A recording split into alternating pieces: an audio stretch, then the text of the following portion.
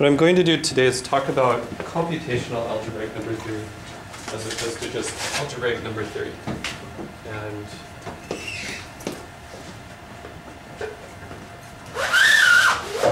what I've done is I'm first going to show you a slide that has a list of the standard problems of computational number theory. And then I'm going to discuss each one that you kind of can really understand given what we've done in the course so far, though maybe not the best algorithms, but at least understand what the problems are. And then I'll show you some examples of doing actual calculations. And I think in 2 or 3 cases there are ideas for good student projects that will come up in the presentation. Okay? So get started. For technical reasons, I'm going to be back here even though the slides are up there. But here's a list of standard problems in algebraic number theory. I mean, everybody has their favorites, but I think these are definitely some of the main standard problems.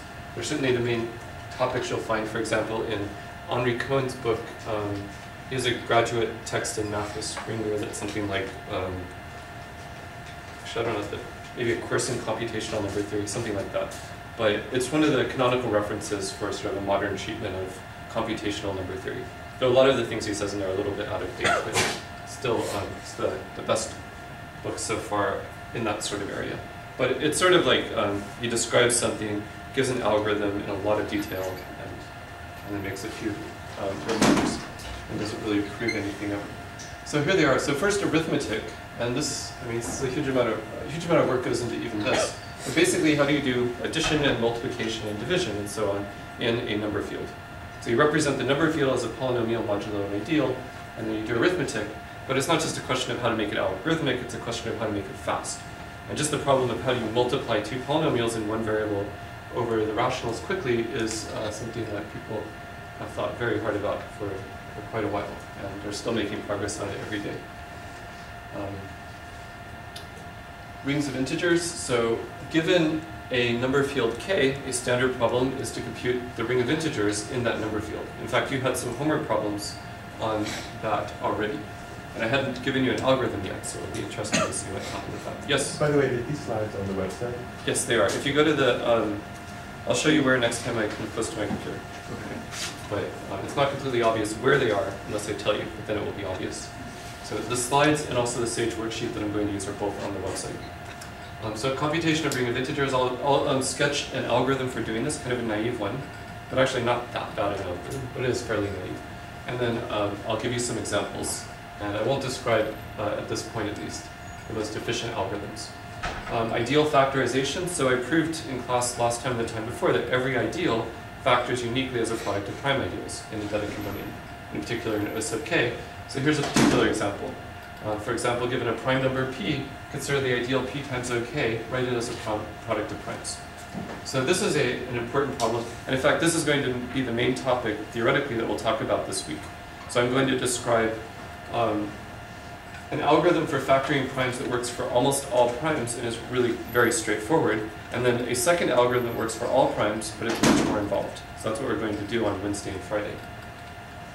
Fourth, class group computations. We still haven't done much with this so far, but if you take the group, and you now know it's a group, and it was actually hard work to prove that, of fractional ideals in the ring of integers of a number field, and then you define an equivalence relation. You say 2 fractional ideals are equivalent if their product or their quotient, doesn't matter which, well, actually it does matter, their quotient, sorry.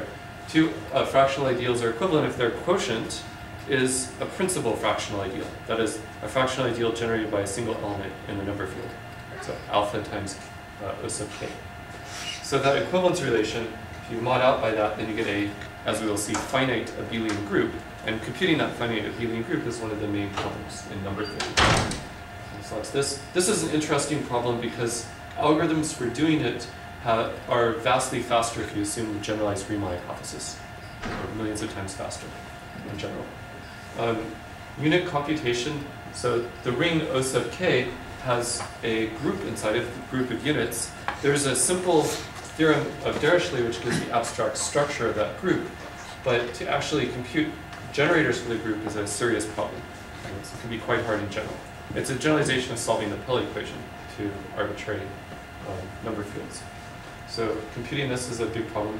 computing special values of zeta functions. This will be more something for the next quarter course, but this is a major thing in number theory.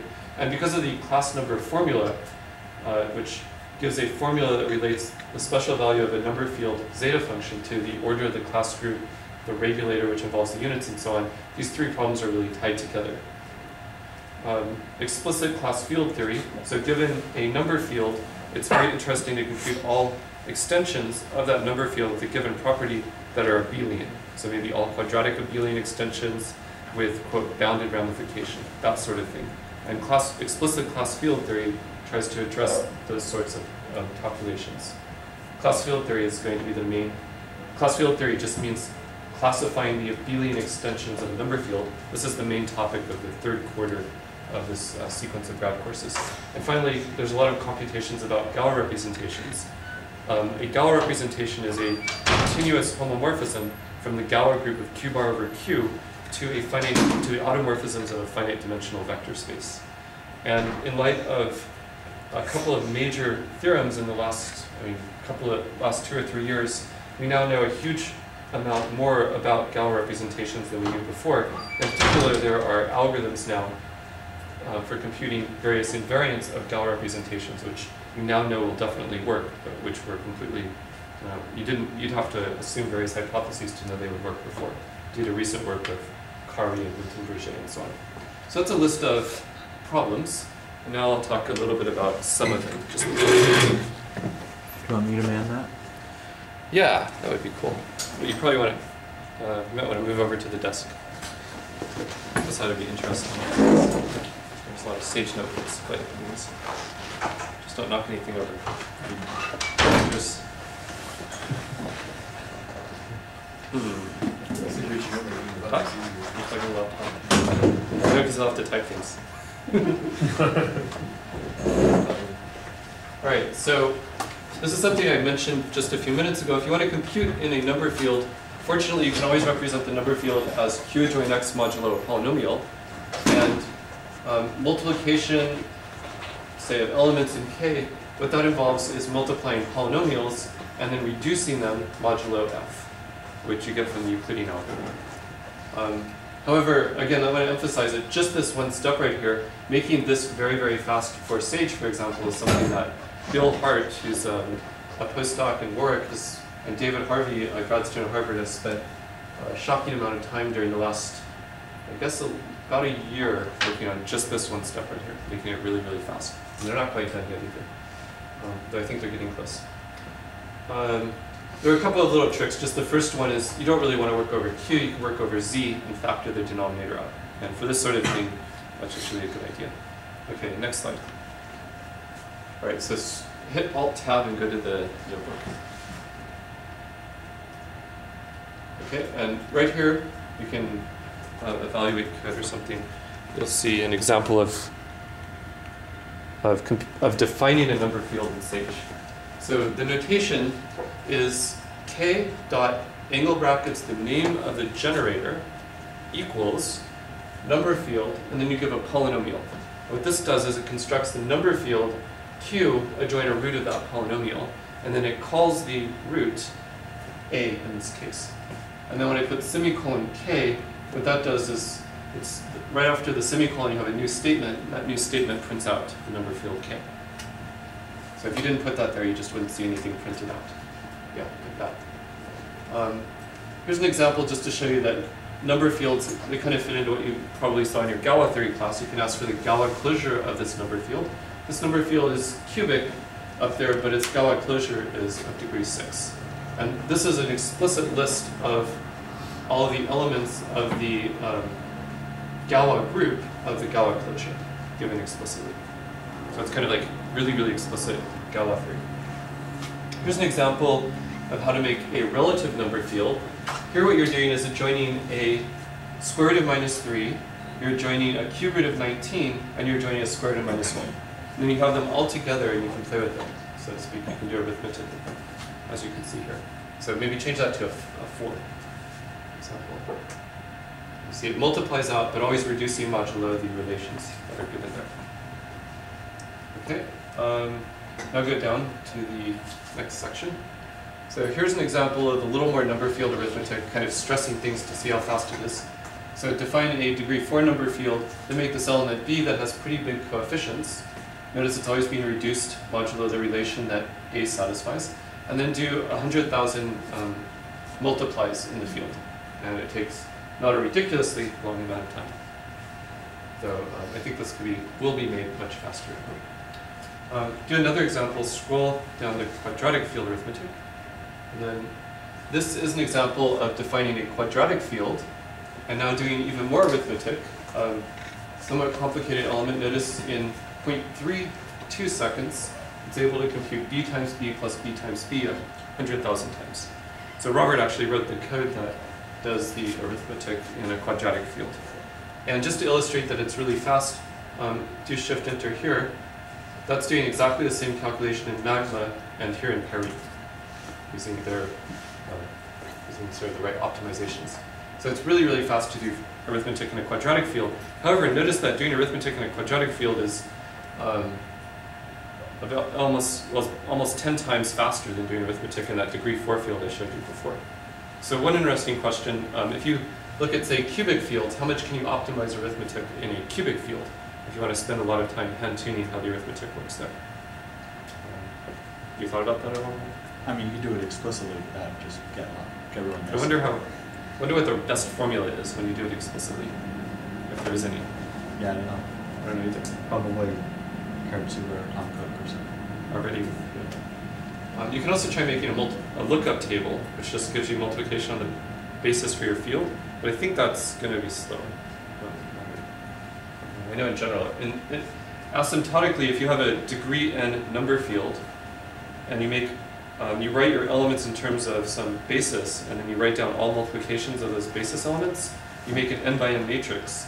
And the complexity of in just field operations, I guess in rational number arithmetic, the complexity to multiply two elements is, well, you have to, basically it's O of n squared operations, because you have to do two dot products. However, if you do it using polynomial multiplication instead of lookup table, then you have that polynomial multiplication, at least asymptotically, is faster than n squared, as is polynomial GCD. So you end up that the complexity is O of n times some power of log. So asymptotically it should be better, but of course for very small n points. Okay, so go on to the next, scroll down a little. All right, that's something else. So go back to the slides. Just Alt-Tab to the slides. Yes. Okay, so this is just what I just showed you. Okay, go to the next slide. Again, these systems are a little bit slower. But just to emphasize, if you didn't use the special code that Robert wrote, which in fact you aren't using in the currently deployed version of Sage, then quadratic fields are much, much slower than they are in what I just showed you. This is for the next version, which will be released tonight. Okay, next, polynomial factorization. So another standard problem that has occupied a lot of people's time in computational number theory, computational algebraic number theory, is given a polynomial with entries in a number field, how do you factor it as a product of irreducible polynomials? And this problem actually has a long history, the problem of polynomial factorization over a global field, like the rational numbers or a number field. And in fact, it wasn't that long ago that people didn't know, it's kind of funny, whether or not factoring a polynomial over a number field is polynomial time in the size of the input. So two different notions of polynomial there. But it turns out that the answer is yes. There is an algorithm that will factor polynomials defined over the integer, say, in polynomial time. And this algorithm trying to come up with this algorithm is what originally motivated the development of the LLL algorithm, which I'm going to hear about a couple of times. So it stands for Lenstra, Lovász, where one of the Lenstras was my thesis advisor, the other one was his brother, or is his brother, and the third one, Lovász, he used to be at Microsoft Research until last year, and then he left to somewhere else. So the strange thing is, it turned out their algorithm was really good, and it proved that you could do polynomial factorization in polynomial time, but in practice it actually wasn't better than more naive algorithms, or algorithms that you couldn't prove are better. But then over the years, finally this guy Van Hoij, who's at Florida State University, came up with a completely different way of applying LLL to the problem, which does turn out to give you an algorithm that is better than everything else. And that's the one that is now implemented in Perry and Magma and Sage and so on. Actually, Sage just uses the Perry implementation. So there's a paper which you can look up by these people, of Belabash, who's the main author of Perry, Van Hoij, the main author of the algorithm, Jürgen Klüners and Alan Steele. And it talks about how to use LLL to factor polynomials in number fields. And it's on the Math Archive, and that's the address. So I think it's, I mean, basically you do something multi-modular and then you use LLL to figure out how to put together the factors again. And I think that a possible student project would be to implement kind of a toy version of this for, for educational reasons, so you can see exactly what's happening, and just to write up and explain how the algorithm works to some extent. So if anyone's interested, let me know. And now switching over to Sage, you can see this example in real time. So just Alt Tab. Okay, and then scroll down to Polynomial Factorization. And we'll define a cubic number field, then define a polynomial ring over it. So let me explain this notation right here. This is S angle brackets T, but there's a dot there, just like before. This means make the polynomial ring S, call the indeterminate T, and it's over the base field K. So if you have any ring at all in Sage, if you put that ring and then square brackets, it gives you back the polynomial ring over that ring. And you can, if you don't want to use this angle brackets notation, you could put in quotes T inside of here. Or you could write exactly like in Magma, polynomial ring, open parentheses K, close parentheses. That's another option. So could you put in a cell and then put polynomial ring of K, and then give the variable name? Yeah. Notice he tab completed so that he didn't have to remember the rest of the name. Yeah. So this looks like Magma. This is a nice shorthand, and it looks very much like mathematics. By the way, if you put, say, comma M right here, then you'll get a multivariate polynomial ring in T and M over the number field, which is kind of neat. And if you put double square brackets with only one variable, you'll get a power series ring. So, anyways. So this makes this univariate polynomial ring in one variable, and now we're going to create a polynomial over that number field, and that's what this does right here. It makes a polynomial f. We've defined it by writing it in factored form because we're about to factor it, and we want to see what the answer is. We want to know what the answer is. And if I wrote down a random polynomial, it would just be irreducible. Notice that it doesn't remember, I mean, trust me, it's not remembering the factored form. Okay. And then factor, and there you are. Actually, could you put time space factor? But redefine the polynomial, because it does, here it will actually remember the factorization. Yeah, so you can see it takes 0.01 seconds. So something like this is small, it's just really, really fast. And this algorithm works quite well even for much larger polynomials. Actually, you don't know when it starts getting slow. It depends on the number field and so on. But it's very, very powerful. So, if you scroll down a little bit farther, there's an example of factoring over a relative number field. So here, what I did was I took the polynomial t squared plus a, where if you'll recall, a was a root of a cubic. So now this is a degree 6 extension of the rational numbers, but it's viewed as a relative number field. So this b is minus square root of, or sorry, it's square root of minus a. And now I make a polynomial ring over that, which is what we have here. Then I define a polynomial over L, and then I factor it. And notice it factors more than what I started with. Here I have x to the 4th plus a, but you know that's reducible over this number field because you have a square root of minus a in the number field. So that's why it splits up a little bit more. Yes? So it factors it all the way down the tower? It's not really down the tower, it's just that, I mean, this L is a quadratic extension of a cubic field. So you have this cubic field, Q, K, and then L. And then you have a polynomial over that quadratic extension, and then it factors it as a polynomial over an abstract field. Okay. So I don't know if it makes any sense to, I don't know if your question makes sense. Well, as you extend the fields, usually the polynomial is split more. Right. It just factors it over the field over which the polynomial is defined. So, but you could let's see. You could take the same polynomial and write it. I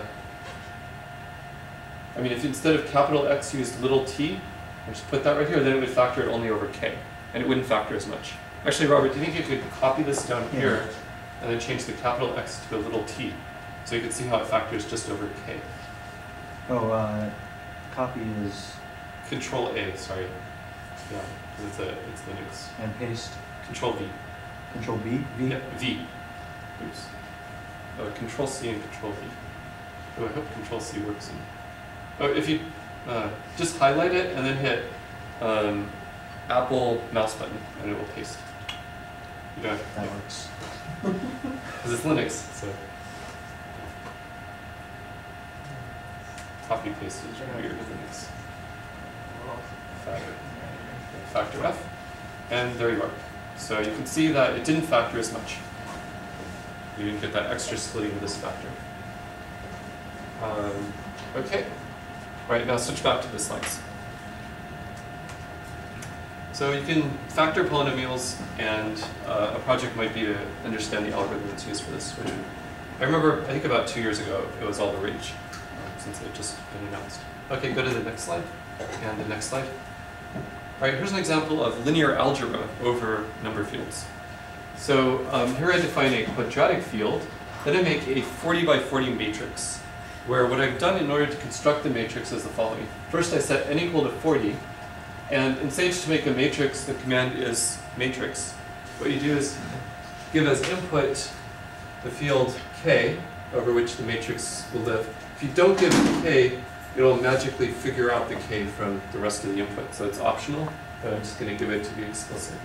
N is the size of the matrix, so this will be a square matrix. If I gave another integer right after n, it would make it a non-square matrix. And then finally, I give a list of the entries that are supposed to go in the matrix, going along the first row, then the second row, and so on. And the actual entries are, I took the generator of the quadratic field plus 1, so I get something that kind of involves both so it's not just integers. I raise it to the power of a random integer between 0 and 3 inclusive. And I just do this for, well, n squared times. That's what the bottom thing means. X range is what's called an iterator. It is the range of integers from 0 up to n squared minus 1, but it's lazy, so it doesn't allocate any memory, or very little memory. So what that line does is it makes a somewhat random 40 by 40 matrix over that quadratic field. Then the second line squares that matrix, and we might as well at this point switch over to Sage so you can see this in real time. Right here. So it squares the matrix. Here's the first row of the matrix, by the way. So now square it. There we go. And now compute the Kerr poly. And this is really embarrassing. So we're going to have to sit here for about 25 seconds. So Kerr poly already for a 40 matrix over a quadratic field in Sage is depressingly slow. It's actually computing the Hessenberg form, which is a completely generic algorithm it uses, and then reading off from that the Kerr poly. And there are definitely better ways to do it. And as you can see, while we're waiting for this, I tried exactly the same calculation. So it takes 23 seconds, which is really, really bad. I tried exactly the same calculation in Paris, and it's able to do it with the same matrix in 2.49 seconds. So it's pretty obvious somebody needs to fix Sage so that it uses Paris to do this immediately, because it'll already make it 10 times faster, which would be a good thing to do. Second, I think that for a 40 by 40 matrix, certainly over a quadratic field, you can easily do this much, much, much faster than Paris is also. Because you could do it modulo a couple of primes of the ring of integers of the number field. And what you do is modulo a couple of primes, you compute the Kerr poly, maybe like 10 primes or something. And then computing the Kerr poly of a 40 by 40 matrix over FP is ridiculously fast. I mean, that's just like 0.0001 seconds, that sort of thing. So you could do it mod a whole bunch of primes, then use the Chinese remainder theorem to get the entries of the Kerr poly over the number field. And I think that should be much faster than this. I'm pretty sure that that algorithm is not implemented by Paris or by Magna, as you'll see in a second. So actually evaluate this block so you can see how long Magna takes to do exactly the same calculation. So notice it is taking a while in Magna. So this multi-modular algorithm should be very good. And needs to be implemented, definitely needs to be implemented.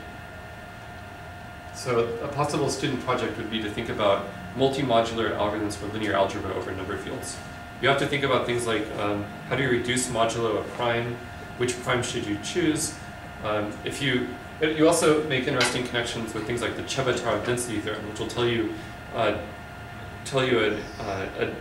information about how many primes have the property that when you reduce modulo that prime, you get FP instead of an extension of FP. So there's all kinds of interesting things actually involved in multi-modular and also p-adic linear algebra over number fields. And it's very sad because essentially all this system, every system I know of implements really stupid algorithms for linear algebra over number fields. So Magma also is kind of ridiculously slow for this sort of thing. And this is only a 40 by 40 matrix over a quadratic field.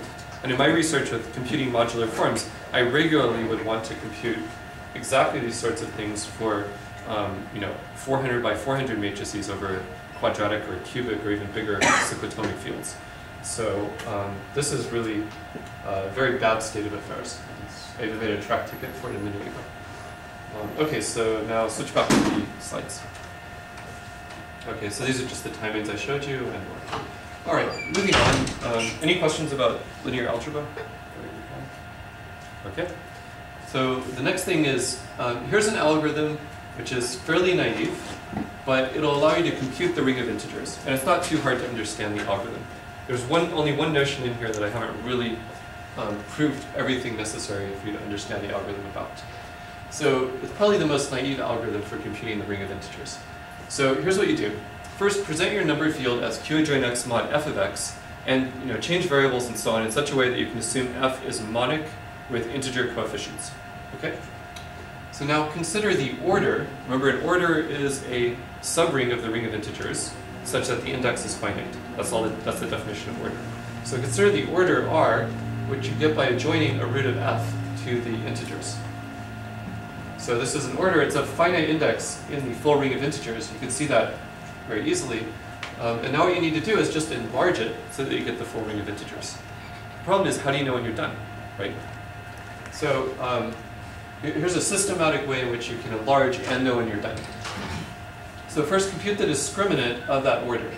It turns out, I haven't defined the discriminant for you, but what you do is you define a bilinear pairing on R, where the pairing is you take two elements of R, multiply them together and take the trace. And that's a way of associating an integer to any two elements. It turns out to be a bilinear pairing. If you write down the trace pairing matrix on a basis over Z for an order, and then take its determinant, then that's the discriminant right there. Alternatively, the discriminant, when your order is just Z adjoint alpha, is just the discriminant of the polynomial that alpha satisfies for the same thing. So this discriminant is an integer, and the thing that we're going to prove actually in class is that a prime divides the index of R in the full ring of integers.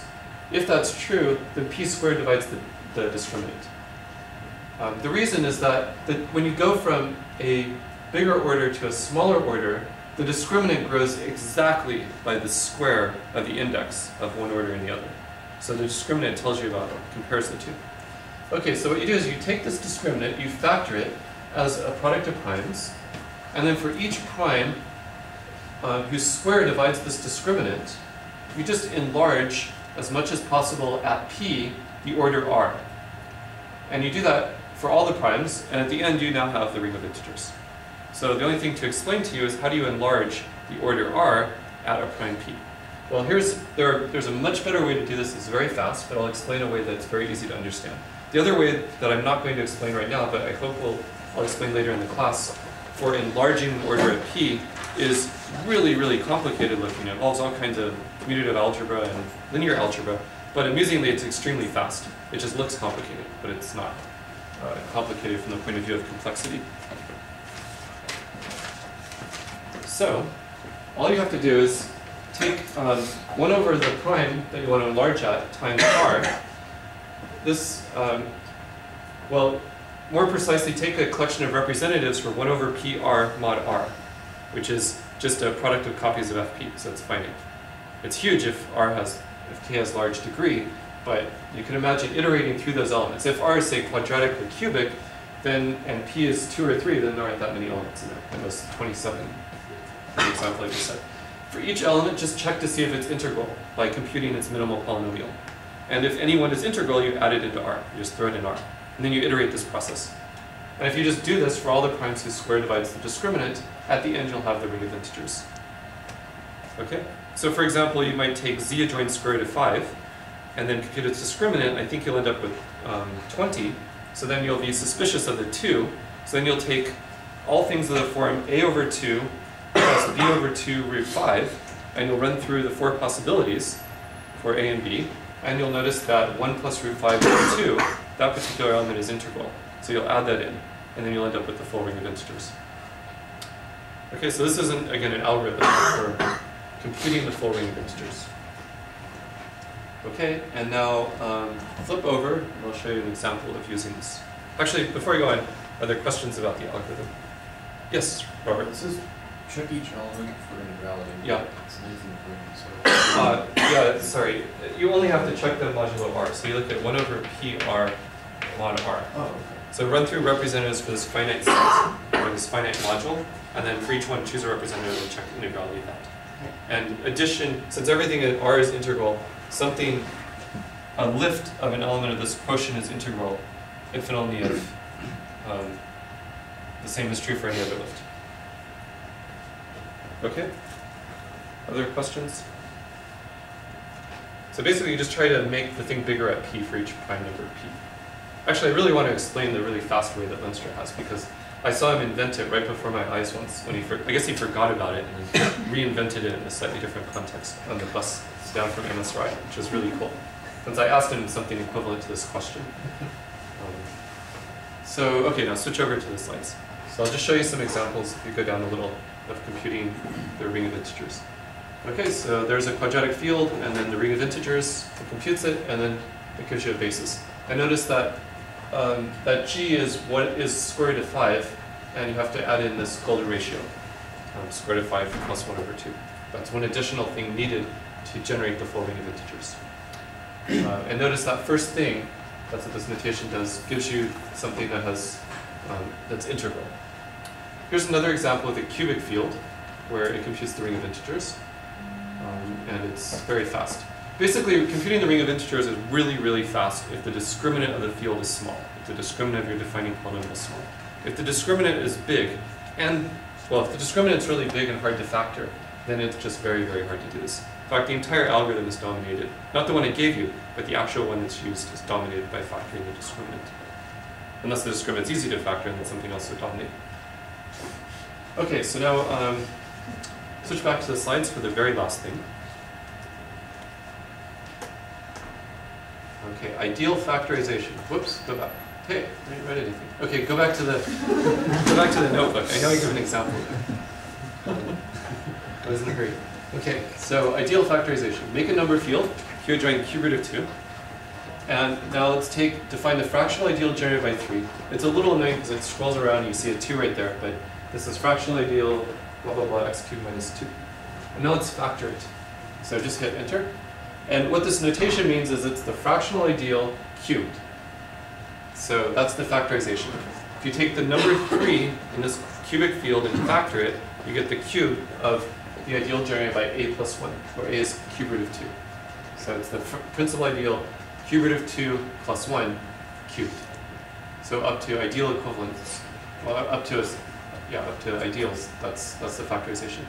Let's take this j, this ideal, grab it and then cube it, and notice we get back the fractional ideal generated by 3. Here's an example where I take each prime up to 50, and I factor that prime in the ring of integers of this cubic field, and then I list the exponents of the primes in that factorization.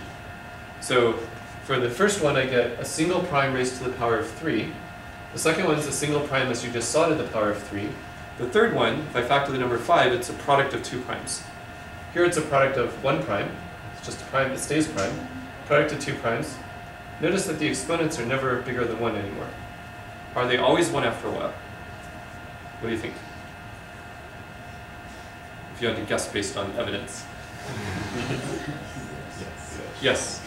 And in fact, I will prove that. That's going to follow later. It turns out that a prime divides the discriminant of the number field if and only if one of these exponents is bigger than 1. And of course, only finitely many integers can divide a discriminant.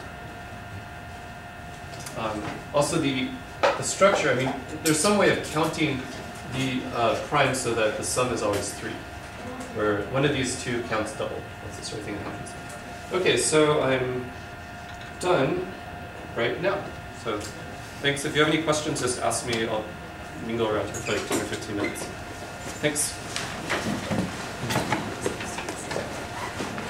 So for the polynomial math that you guys do you know Peter Montgomery? Yeah. He's the guy at Microsoft. Yeah. Yeah, I know. Yeah, I work with him. And, Cool. he was telling me that